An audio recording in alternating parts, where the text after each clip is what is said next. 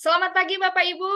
Kami kelompok 3 akan melakukan praktik supervisi akademik dengan prinsip coaching. Saya Kartika Sidabutar, Ibu Flora Yunita Ginting, Bapak Hulman Sirait, dan Bapak Dedi.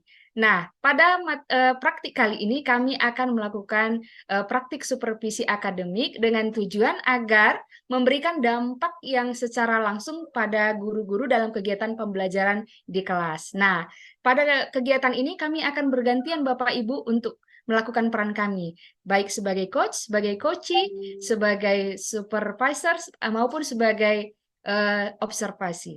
Demikian yang dapat kami sampaikan. Terima kasih. Selamat pagi, Bu Kartika. Selamat pagi, Pak Dedi. Gimana keadaannya, Bu, pagi ini? Sehat, Pak. Gimana dengan Bapak? Sehat juga? Bu, sehat ya. Bu, kita kan akan melakukan praktik supervisi coaching nih. Jadi, kompetensi mana yang ingin Ibu kembangkan dari ketiga yang akan kita nilai nanti? Yang ingin saya kembangkan itu adalah membuat pertanyaan yang terbuka, Pak. Atau pertanyaan yang berbobot gitu, Pak. Oh, jadi gini, Bu, bagaimana yang ingin saya amati? Bagian yang ingin Bapak amati ketika saya mampu menyampaikan pertanyaan-pertanyaan saya itu yang dapat memandu coachee untuk dapat mengutarakan pendapatnya mulai dari tujuannya, masalah yang dia hadapi, dan juga akhirnya kepada eh, tujuan eh, akhirnya pada pengambilan keputusan ataupun tanggung jawab dari apa yang dia alami gitu. Jadi akhirnya pada solusi begitu, Pak.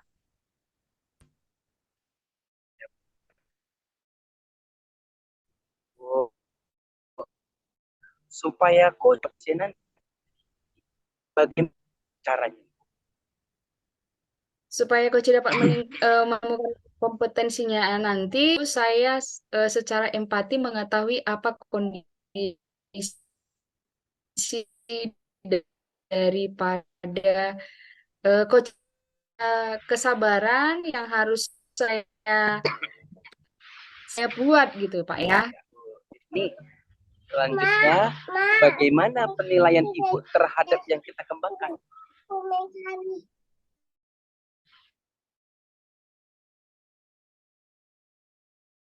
Boleh diulang, Pak, pertanyaannya? Bagaimana kembangkan? Penilaian saya ketika saya boleh menyampaikan pertanyaan-pertanyaan terbuka tadi, boleh menggali masalah daripada coach tadi, saya harap kompetensi saya juga sebagai coach dapat membuka eh, masalah daripada si coach tadi. Dan si coachnya sendiri dapat tertuntun ataupun terarah dengan tahap demi tahap sampai pada tanggung jawab dan aksi, boleh menemukan kenali dan melakukan aksinya nanti begitu, Pak. Jadi sekarang siapa yang akan sebagai jadi coach? Baik, Pak, untuk kesempatan ini saya minta Ibu Flora yang menjadi coach saya, Pak. Saya serahkan kepada Ibu untuk mengcoach Flora, Ibu. Silakan Ibu. Baik, terima kasih, Pak. Baik, Ibu Flora, sudah selesai Ibu Flora dengan kegiatannya hari ini ya. Saya lihat begitu santai, Bu. Puji Tuhan, baru aja selesai, Bu. Iya, jadi udah agak santai ini, relax lah sebentar. Ada apa tadi, Bu? Iya, saya melihat jadwal Ibu Flora itu sungguh padat ya. Dan kegiatan Ibu Flora itu sepertinya sudah ada waktu-waktunya dan kadang saya harus mencuri waktu melihat Ibu Flora dalam waktu senggang seperti ini gitu, Bu Ibu Flora. bisa aja seperti orang sibuk, orang berkarir aja lah saya ini, Bu. Padahal di rumahnya setiap hari. Ada-ada aja, Ibu ini. Ini saya mau melakukan sesi coaching dengan Ibu. Ibu boleh ada waktu ya. Ada, Bu, ada. Iya, silakan, Bu. Tapi sebelumnya kira-kira Ibu mengingat ada masalah ataupun hal yang ingin Ibu diskusikan dengan saya, boleh topiknya dari Bu Flora sendiri. Oh, ada Bu. Itulah Bu, pada saat ini saya ada kegalauan. Kegalauan itu di sekolah gitu Bu. Itulah cocok cocok kali Bu, Ibu meminta kita untuk berbicara dalam sesi coaching ini. Saya ingin bercerita tentang kegalauan saya itu Bu Kartika. Boleh Boleh, kita Bu empat mata Flora. aja berbicara Bu? Oh, boleh, Bu. Ayo, Bu. Di mana kita berbicara Bu? Sepertinya di pojok itu boleh ada waktu tempat berdua tuh, Bu. Oke, Boleh baik nyaman Bu. kita Yuk, berbagi di situ. ayo mari Bu yuk. Eh, Nah, kira-kira Bu Flo, apa yang menjadi topik pembicaraan kita hari ini? Eh, begini, Bu Kartika, ini sebenarnya bukan masalah pribadi sih, ini masalah di sekolah. Masalah ini pun secara umum sebenarnya dihadapi oleh warga sekolah kami. Eh, begini, saya melihat lingkungan sekolah kami itu begitu kotor, Bu. Banyak sekali sampah-sampah itu bertebaran, baik dari sampah daun-daunan, sampah dari jajanan anak-anak gitu. Jadi tidak terkondusifkan dia mana sampah organik dan mana sampah anorganik. Jadi pada akhirnya saya merasa sekolah itu tidak nyaman lagi gitu. Jadi itulah yang menjadi pemikiran saya. Eh, Bagaimana ya supaya sekolah ini nyaman, bersih. Jadi siswa-siswa pun jadi belajarnya pun enak gitu karena sudah bersih dan asri. Itu loh Bu, jadi kegalauan saya sekarang Hmm, ini. Begitu ya, Bu ya. Dari masalah itu tadi sebenarnya Ibu sudah menemukan apa ya harapan Ibu, tapi saya mau lebih spesifik lagi tujuan kita dalam pembicaraan ini kira-kira apa, Bu? Eh, Sebenarnya tujuannya ya, saya ingin mencari solusi ya, penyelesaian masalah, bagaimana caranya untuk bisa mengelola sampah tersebut, sehingga anak-anak pun menjadi belajarnya itu nyaman, bersih gitu. Mereka mendapatkan pembelajaran itu eh, apa gitu, masuk ke otaknya gitu. Jadi kalau misalnya kotor, apalagi ruangannya, oh banyak sekali sampah. Jadi rencana saya atau tujuan saya bagaimana lah ya kira-kira supaya bisa mengelola sampah tersebut sehingga sekolah kami menjadi lebih asri gitu, Bu. Jadi tadi Ibu sudah sebenarnya membuka situasi dan kondisi yang ada di sekolah ya. Jadi kondisi sekolahnya saat ini eh, sampahnya itu tidak terkelola dengan baik ya, Bu ya. Iya, Bu. Iya, betul. Kira-kira apa yang menyebabkan itu, Bu? Kalau saya lihat, memang kan di sekolah kami itu banyak pohon-pohonan, ya kan? Jadi kalau pohon ini kan daunnya pasti berjatuhan. Itu yang pertama. Kalau sampah alami yang dari daun-daunan. Yang kedua, jajanan anak-anak. Jadi kalau misalnya anak-anak membeli jajanan yang berupa plastik, itu pula ya Bu ya, di kelas-kelas itu sedikit sekali tong-tong sampah. Mungkin jadi anak-anak itu Hmm. apa ya, seenaknya saja membuang sampah. Ada sih, tapi mungkin tidak begitu banyak, ya kan? Kemudian di kelas pun seperti itu. Kadang anak-anak ini membawa jajanannya ke dalam kelas dan menyimpannya di dalam laci sehingga lacinya itu penuh sampah. Itulah yang mungkin penyebabnya, Bu. Jadi yang saya simpulkan penyebab utamanya itu tadi karena kondisi anak-anak juga yang tidak patut ya Bu ya dalam disiplin gitu ya Bu ya Iya, dalam membuang sampah. Yang kedua juga faktor kesediaan fasilitas gitu ya Bu ya. iya, Bu. Iya, betul sekali. Hmm, apa yang Ibu pikirkan untuk boleh mengatasi masalah ini? Sebenarnya dalam pemikiran saya, Bu, seperti saya bilang tadi kan, eh, tong-tong sampah itu sebenarnya sudah ada, tetapi sepertinya kurang ya, kurang banyak. Jadi mungkin sekolah bisa menyediakan tong-tong sampah setiap kelas. Kami kan ada 36 rombel kan, Bu. Jadi eh, maunya sekolah itu menyediakan sampah setiap kelas gitu. Jangan berbagi dengan kelas yang lain. Terus, oh iya Bu, ada juga kan tadi banyak pohon-pohonan di sekolah kami. Nah, pohon-pohonan itu sebenarnya sudah banyak yang tua, yang sudah berpuluh-puluh tahun. Kalau misalnya itu di ini ya, ditebang untuk peremajaan bisa juga ya Bu ya, bisa peremajaan sehingga bisa mengurangi daun-daun yang berjatuhan. Dan itu bisa juga sebenarnya menghasilkan uang kan Bu. Kalau misalnya dijual kayu-kayunya itu bisa menghasilkan uang juga Bu. Baru untuk yang mengatasi anak-anak itu supaya tidak membawa jajanan ke sekolah, yaitu hanya tergantung kepada apa namanya ya, konsisten terhadap sekolah lah, kedisiplinan sekolah. Atau bisa juga ya Bu ya, kalau kantin-kantin di sekolah itu dilarang untuk apa ya, menyediakan makanan-makanan dalam bentuk plastik. Saya juga sih sebenarnya itu dalam pemikiran saya Bu gitu. Itu Bu. Hmm. Bagaimana langkah yang dapat Ibu lakukan supaya pemikiran Ibu tadi dapat terwujud, Bu? Nah, itulah Bu, sebenarnya saya bingung dimulai dari mana. Mungkin saya akan berbicara dulu dengan kepala sekolah untuk membicarakan itu kan, meminta izin atau memberikan usul pada kepala sekolah, kemudian berkolaborasi juga sih dengan guru-guru supaya guru-guru juga ikut memantau dan juga menegakkan disiplin kepada anak-anak supaya tidak membawa makanan ke sekolah. Dan mungkin juga harus dibuat itu suatu lobang ya kan Bu, lobang untuk membuang sampah-sampah itu tadi supaya jangan menumpuk di tong-tong sampahnya. Jadi ada lubang, lalu digali. Nah, disitulah dibuat. Jadi bisa untuk menghasilkan kompos juga ya, Bu ya. Tapi ada satu permasalahan, Bu. Kalau untuk membuat lubangnya itu kan butuh orang. Ya, sementara Iya, kami betul. itu tidak ada tidak ada penjaga sekolahnya gitu. Jadi itu juga yang menjadi permasalahan sama saya, siapa lah ya kira-kira yang bisa menggali lubangnya. Kalau lubang itu cukup besar ya kan Bu ya. Itu Bu. Jadi yang saya simak tadi, rencana Ibu, langkah-langkahnya yang akan Ibu sampaikan, salah satunya membuat lubang ya, Bu ya, Iya Bu. untuk mengatasi sampah itu tadi. Yang Ibu pikirkan, adakah yang membantu Ibu membuat rencana Ibu itu, terkhusus tadi untuk membuat lubangnya, bagaimana prosesnya, apakah ada pemanfaatan sampah itu sendiri menjadi lebih berguna, atau bagaimana Bu, menurut Ibu? Iya Bu ya.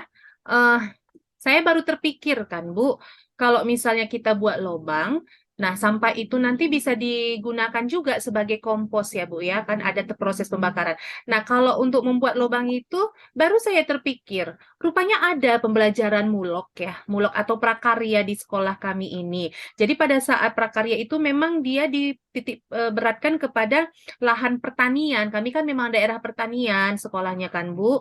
Nah, jadi saya terpikir kalau siswa nanti dibuat bergilir, misalnya hari ini kelas 71, 72, 73, pasti selesai ya lobangnya itu Bu ya. Jadi artinya bekerja sama, berkolaborasi dengan siswa untuk membuat lobang-lobang sampah itu. Saya rasa bisa seperti itu Bu. Iya, betul juga itu Bu. Baru saya Ide terpikir Ibu, Bu. ide yang bagus itu, Bu. Ide Iya yang Bu ya. bagus yang dapat diterapkan juga, selain ada manfaat sampah itu sendiri bisa dikelola ya, Bu ya. Iya. Baik, Flora. Ternyata Ibu Flora bisa mengambil sendiri, menggali apa yang menjadi permasalahan Ibu, dan akhirnya Ibu terpikirkan juga untuk dapat mengatasinya, Bu ya. Iya Bu, Nah, iya. sekarang saya mau Syukurlah bertanya Bu. Ibu nih, Mm-mm. dalam langkah-langkah mau mengatasi masalah Ibu ini, adakah yang membantu Ibu? Oh ya pasti Bu. Saya rencana mau berhadap kepada sekolah untuk meminta dukungan, ya kan? Mungkin nanti ditemani oleh guru-guru mulok. Tentunya saya akan sosialisasikan dulu. Ada seorang guru mulok yang dekat dengan saya, yaitu Ibu Manik. Mungkin nanti dialah yang bisa mengawani saya untuk memperkuat kembali usul saya itu di hadapan kepala sekolah, sehingga bisa kepala sekolah menerima usulan kami itu, Bu. Begitu, Bu. Gitu ya, Bu. Apa rencana Ibu ini akan Ibu lakukan?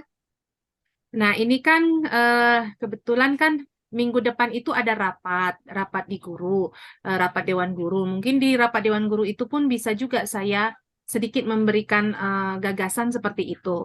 Nah, kalau misalnya sudah bisa, langsung secepatnya kami akan menghadap kepala sekolah, dan kalau kepala sekolah sudah ACC, berarti langsunglah kegiatan itu akan kami lakukan, Bu. Baik, Bu Flora, saya sangat apresiasi nih pemikiran Ibu Flora yang peduli akan lingkungan ya, dan juga bagaimana lingkungan Ibu itu sendiri juga boleh tersadarkan ya, mulai Iya. dari siswanya dan juga kolaborasi dengan guru-gurunya seperti itu. Jadi saya juga berharap Ibu Flo punya gagasan-gagasan yang dapat mengajak Bapak Ibu guru yang lain dan warga sekolah ya, Bu ya, Iya, untuk betul, boleh Bu. peduli Mm-mm. dengan lingkungan ya. Iya, untunglah saya bisa Baik, Dok Flo. berbicara dengan Ibu Kartika ini. Saya apa gitu, eh, mempunyai penyelesaian terhadap kegalauan saya ini. Tetap semangat Bu Flo, tetap berkarya di sekolahnya dan semoga hasil pemikiran Ibu, ide-ide kreatif itu dapat disambut baik ya dengan warga sekolah Bu ya. Terima kasih Bu Kartika. Ya, saya senang sekali berbicara dengan Ibu sehingga bisa kita menyelesaikan apa yang menjadi permasalahan saya. Terima kasih sekali lagi ya Bu Kartika. Sama-sama Bu Flora, sukses selalu untuk Bu Flora ya. Sampai jumpa Bu Sama-sama. Flora. Flora. Oke, oke. Permisi saya ya Bu ya. Terima kasih sekali lagi Silahkan Bu. Bu. Lanjut Pak Dedi. Ya, baik Bu Kartika. Eh, Gini Bu, Ibu kan sudah melakukan sesi coaching. Di sini Betul saya Pak. sudah di sini saya sudah mengamati apa yang Ibu coaching berdua. Saya ingin menanyakan, saya ingin melihat lagi nih, apa yang Ibu lihat dari sesi coaching ini? Kalau secara jujur saya menilai diri saya ini memang perlu lebih cermat lagi Pak. Lebih tekun lagi atau sabar mendengar pendapat daripada si coach, sehingga saya sendiri juga dapat menentukan alur yang membawa coach ini kepada tahap-tahap mulai dari munculnya masalah, apa penetapan tujuannya, dan saya juga bisa membuat pertanyaan-pertanyaan yang terbuka seperti itu. Jadi saya menilai diri saya memang masih mau ke strukturnya itu masih belum konsisten walaupun pada dasarnya itu dapat gitu, Pak. Jadi saya juga ingin lebih menggali lagi sebenarnya kreativitas daripada Ibu Flo. Bagaimana kolaborasinya, apa yang sudah dilakukan selama ini tentang sampah itu belum saya sampaikan tadi di situ. Mungkin karena ada gangguan sedikit, Pak. Iya Bu, jadi saya lihat kan Bu, Ibu sudah membangun komunikasi yang sangat baik dengan Bu Flora. Sudah menanyakan masalahnya, solusinya, apa yang dicapai, dan mendengar, menggali juga pertanyaan, menggali semuanya. Dan akhirnya Bu Flora terbuka, mengeluarkan semua permasalahan yang ada pada diri dia semua. Bahkan lebih banyak lagi dia menyampaikan semuanya. Jadi di sini bagaimana cara Bu Flora menjelaskan permasalahannya. Saya sudah lihat Bu Kartika juga. Jadi peran seperti apa yang dapat memotivasi Ibu? Eh, Peran yang dapat memotivasi itu bagi saya memang saya harus paham dulu coaching itu adalah kegiatan ketika saya berbicara dengan Ibu Flo, saya menempatkan posisi saya di posisi Ibu Flo gitu. Sebenarnya saya lebih kepada apa sih yang dialami Ibu Flo gitu. Jadi kalau saya menjadi Ibu Flo, saya juga berusaha menangkap sebenarnya permasalahan ini pasti ada jalan keluarnya atau solusinya. Tapi Ibu Flo lebih memang lebih kreatif, gagasan kreatifnya itu lebih muncul memang dibuat dengan pertanyaan-pertanyaan yang saya sampaikan gitu. Jadi peran saya memang di situ memang harus ditingkatkan lagi, Pak. Iya Begitu. Bu. Jadi berikutnya, komitmen apa dan tanggung jawab apa yang Ibu tindak lanjuti? Kalau saya secara pribadi, saya juga akan tetap berlatih dalam melaksanakan praktik coaching ini mungkin percakapan coaching juga dengan anggota keluarga. Saya juga harus masuk kepada situasi dan kondisi eh, keluarga ataupun siswa saya di sekolah. Saya tidak lebih dahulu menjudge ataupun langsung menilai dia orang yang seperti apa dengan kondisinya. Saya juga harus memahamkan diri saya yang dia rasakan apa sih gitu, Pak. Jadi itu yang perlu saya latih, empati, kesabaran gitu, Pak. Ya, Bu. Jadi bagaimana standar yang Ibu inginkan? Standar Standar untuk yang coaching ini.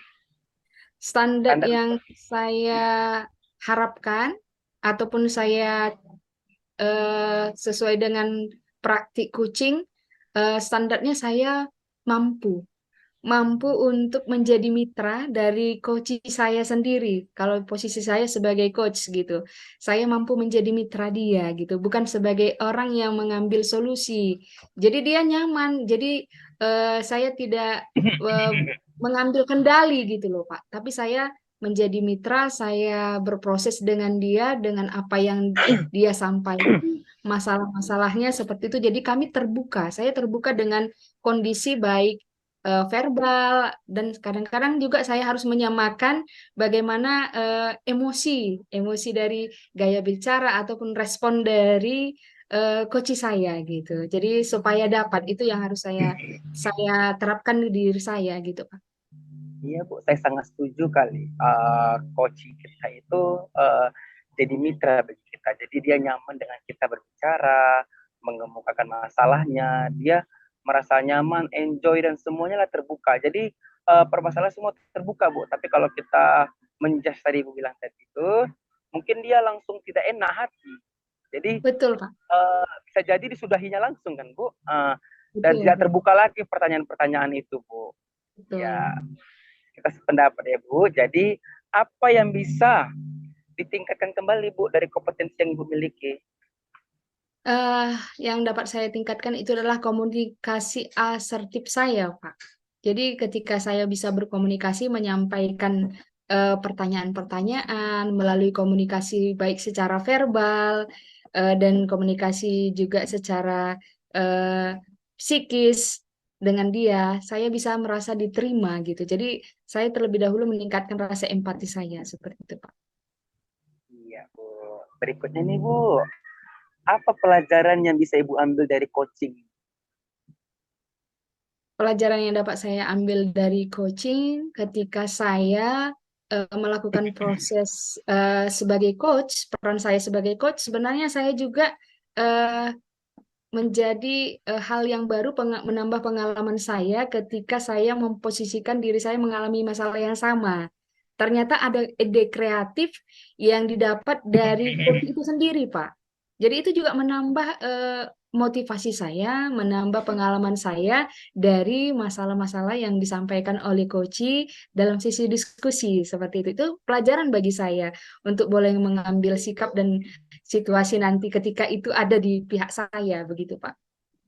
Ya Bu. Jadi gini Bu, pertanyaan terakhir ini kan, bagaimana perasaan Ibu? Perasaan saya ketika melakukan sesi coaching tadi dengan Ibu Flora, pastinya saya terbuka, saya senang boleh berbagi dengan Ibu Flora karena Ibu Flora percaya dengan saya juga. Saya merasa senang gitu Pak sebagai mitranya. Dan saya berharap hubungan dengan Ibu Flora lebih lagi nanti. Jadi ada hal-hal yang positif akhirnya yang saya dapatkan dari Ibu Flora juga. Pengalaman yang baru, jadi perasaan positif juga semakin dibangun oleh kegiatan coaching tadi, begitu Pak. Mempererat hubungan kami begitu Pak. Ya Bu, pastinya perasaan Ibu sudah senang dan nyaman. Bu Flora pun juga begitu Bu ya. Jadi sama-sama antara kita nih coach dan coaching ini timbul rasa nyaman dan lega gitu nanti Bu untuk coachingnya Bu ya. Betul betul Pak. Ya. Jadi begitu saja Bu untuk supervisi kita hari ini, praktik coaching supervisi hari ini. Terima kasih banyak ya Bu Kartika. Sama-sama Pak Dedi. Selamat Ya, sore Pak Dedi. selamat sore.